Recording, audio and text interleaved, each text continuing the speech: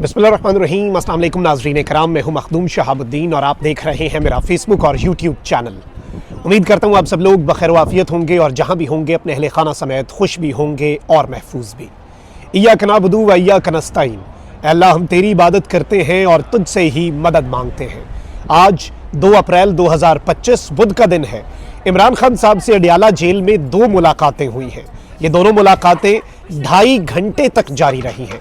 यहाँ तक कि अली अमीन गंडापुर जब मुलाकात के लिए पहुँचे तो उन्हें मुलाकात के लिए इंतज़ार करना पड़ा और मुशीर जो है वो अपने वज़ीर आला से ज़्यादा ताकतवर था। बैरिस्टर सैफ, जिनके हवाले से बहुत से खदशात पाए जाते हैं, बैरिस्टर सैफ ने इमरान खान साहब से मुलाकात की।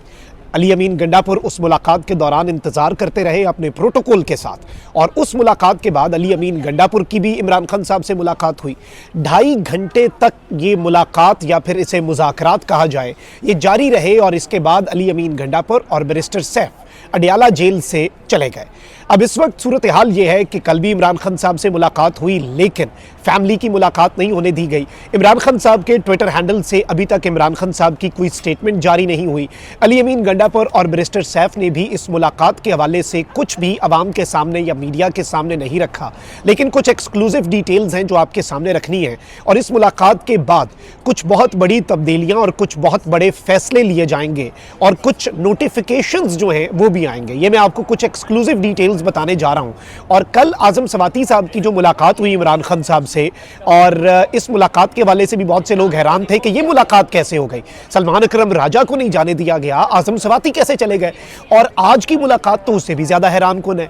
आप ये देखें कि अडियाला जेल का सुप्रीडेंट कभी इतना ताकतवर हो जाता है कि वो मंगल और जुमेरात की मुलाकातें, जिनके हवाले से इस्लामाबाद हाई कोर्ट के वाज़े अहकामात हैं, उन अहकामात की धज्जियां उड़ा देता है और वो मुलाकातें भी नहीं करवाता और उसे कोई कुछ नहीं कह सकता। यानी कि रूटीन की मीटिंग्स जो हैं, ईद की मुलाकातें भी नहीं होती, ईद की नमाज भी जब नहीं पढ़ने देनी होती तो नहीं पढ़ने देते, सख्तियां जब करनी होती हैं तो सख्तियां हो जाती हैं। और जिस दिन मुलाकात रूल्स के अंदर लिखी है, कानून के अंदर लिखी है, एक जुडिशल ऑर्डर मौजूद है कि मंगल और जुमेरात की मुलाकात होगी, तब मुलाकात जो है वो नहीं करवाई जाती। और कभी बुध के दिन भी प्रोटोकॉल के साथ लोग जो हैं उन्हें एक्सेस दे दी जाती है अडियाला जेल की, और खुला टाइम दिया जाता है और उसमें कोई बीच में टाइम लिमिट भी नहीं होती मुलाकातों की। अब अली अमीन गंडापुर साहब के वाले से मैंने पिछले ही व्लॉग में आपके सामने रख दिया था कि गंडापुर साहब अडियाला तो पहुंचे हैं, लेकिन एक और मुलाकात का चर्चा भी है और उसकी कुछ डिटेल्स जो है उस वक्त तक हमें ज़राए ने सिर्फ इतना बताया था अडियाला जेल के अंदर से कि जी एक और मुलाकात हो रही है। यानी आज खान साहब से 2 मुलाकातें हैं, एक नहीं है।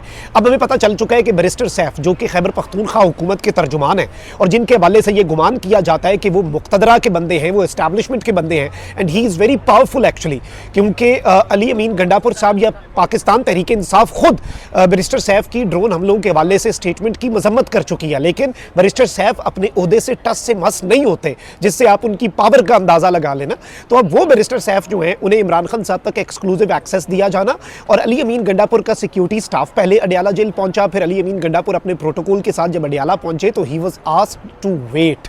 ये बड़ा मुनफरिद सी चीज़ है कि एक वजीर आला है, एक चीफ एग्जीक्यूटिव है और दूसरा बंदा उसका मुशीर है। मुशीर जो है वो अंदर मीटिंग करे और वजीर आला बाहर वेटिंग रूम में बैठे कि जी बैठ के इंतजार फरमाओ। अभी मुशीर साहब जो हैं उनकी मीटिंग चल रही है इमरान खान साहब से, और ये मीटिंग इतनी इंपॉर्टेंट थी, इस मीटिंग में कुछ ऐसे पैगामात थे जो अली अमीन गंडापुर, जो कि खुद डायरेक्टली एस्टैब्लिशमेंट के साथ कम्युनिकेशन में है, उनके सामने भी कुछ बातें नहीं रखनी थी, इसलिए ये मुलाकात अलग हुई। वरना गंडापुर साहब को भी कहते तुसी भी आ जाओ, एक साथ मुलाकात कर लेते हैं। लेकिन ये चीज़ आप समझें, अली अमीन गंडापुर साहब ईद से पहले भी ताकतवर शख्सियत से मुलाकात कर चुके थे। उन्होंने इस्लामाबाद के अंदर बहुत सी मुलाकातें की, अपना जो स्टे है इस्लामाबाद के अंदर उन्होंने एक्सटेंड किया। अब बैरिस्टर सैफ की जो मुलाकात है वो अली अमीन गंडापुर वाली मुलाकात से भी ज़्यादा इंपॉर्टेंट बताई जा रही है, और इस सारी की सारी सिचुएशन में बहुत सी चीज़ें हैं। अब मेरे पास जो इन्फॉर्मेशन है वो ये है कि इमरान खान साहब ने एक चीज़ बहुत वाज़े अंदाज में बता दी है। अच्छा, एस्टैब्लिशमेंट निगोसिएशंस चाह रही है इस वक्त, जो चीज़ हमें समझ आ रही है ना, ये अडियाला जेल के बुध के दिन दरवाजे खुलना या फिर अमेरिकन पाकिस्तानीज़ को पाकिस्तान बुलाना और उन्हें कहना कि 3-4 हफ्ते में चीज़ें ठीक हो जाएंगी। और जो लोग मिल के गए हैं मुक्तदरा से, ऑल्दो वो इस वक्त हदफ़े तनकीद भी हैं और बहुत से लोग उन पर तनकीद भी कर रहे हैं, लेकिन वो लोग इस बात पर डटे हुए हैं कि नहीं जी 3-4 हफ्ते में बहुत कुछ ठीक हो जाएगा, आप देखेंगे कि मामलात बेहतर हो जाएंगे। अब जो इस वक्त होने जा रहा है वो क्या है? इमरान खान साहब ने एक चीज़ बहुत क्लियर कर दिया, ये मैं आपको एक्सक्लूसिव खबर देने जा रहा हूँ। खान साहब ने एक चीज़ क्लियर कर दिया है कि मेरे से बातचीत करनी है, मुज़ाकरात करनी है, तो उसमें मेरी रिहाई, मेरी जेल से रिहाई किसी सूरत भी डिस्कशन में नहीं आएगी। I don't want to talk about it. Imran Khan साहब ने यह कहा है कि मेरी रिहाई किसी भी सूरत डिस्कशन में नहीं आनी चाहिए।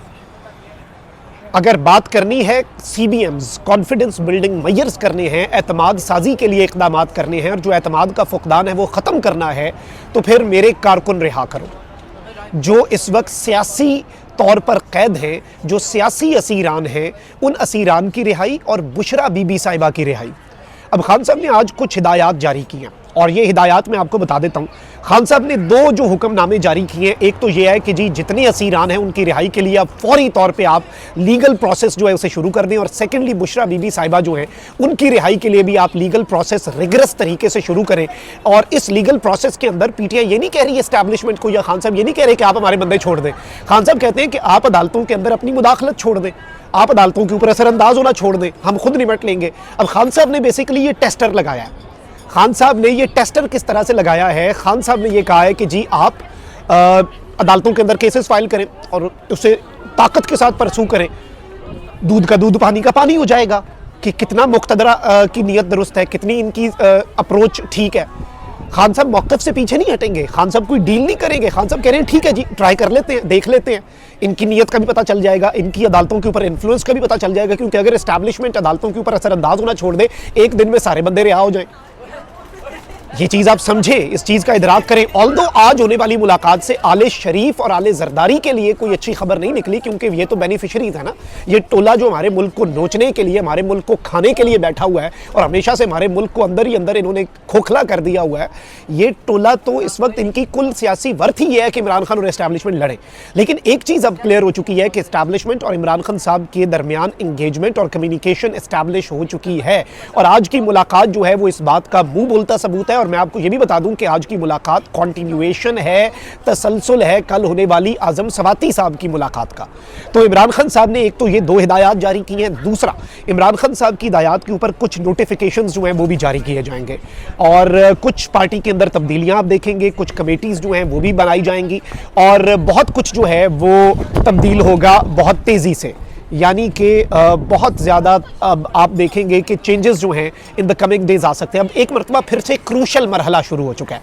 मैं कोई इतना ज़्यादा पुरुमीद भी नहीं हूँ पाकिस्तान की पावरफुल मिलिट्री एस्टैब्लिशमेंट के हवाले से कि पाकिस्तान की एस्टैब्लिशमेंट सब कुछ ठीक कर देगी या एक दिन में सब कुछ कोई जादू की छड़ी है और सब ओके हो जाएगा। बड़े लंबे खाते हैं, बड़े लंबे मसाइल हैं, बहुत सी प्रॉब्लम्स हैं, बहुत से इशूज़ हैं, बहुत से मसाइल हैं और वो मसाइल अपनी जगह पर हैं और वो ठीक होने में भी वक्त लगेगा। लेकिन ये एक मरतबा फिर से क्रूशल मरहला शुरू हो चुका है।